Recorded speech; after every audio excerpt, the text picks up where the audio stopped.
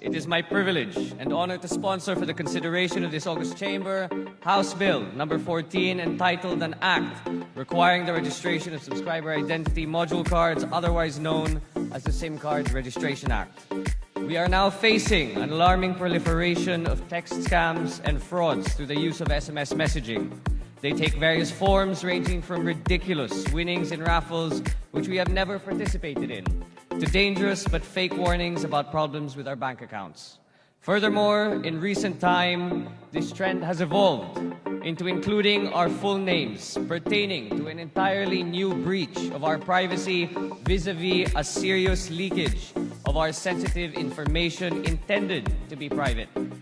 With the responsible government agencies appearing to be helpless about these issues, we must find an appropriate solution. Mr. Speaker, my esteemed colleagues, we propose to deal with this challenge through this measure, the Simcard Registration Act.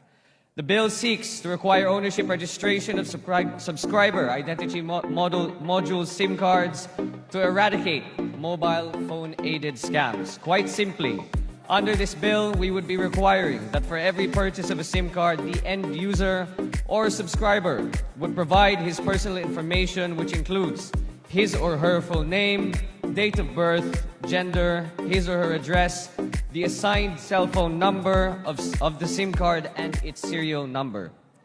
This representation understands that through this process, more questions of privacy might arise. But in this bill contains safeguards, specifically in the confidentiality provision that would create a safe environment for registration to take place.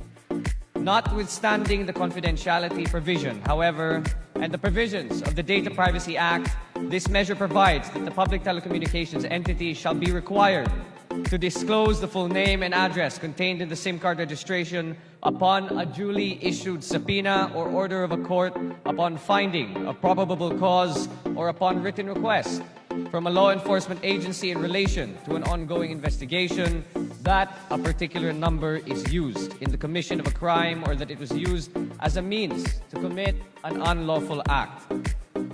Mr. Speaker, my esteemed colleagues, these text scams have basically shaken or practically eroded our trust and confidence in electronic commerce and digital transactions.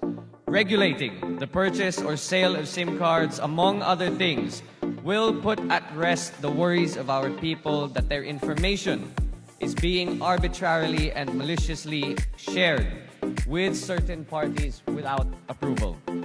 Esteemed colleagues, we are aware that there would always be new forms of digital crimes and fraud. The world of technology is a constantly evolving landscape, and we public servants must evolve with it.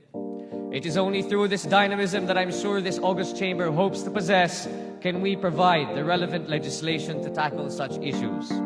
We must highlight, however, that this act is not going to be a silver bullet against the ongoing scams that have proliferated in the last few months.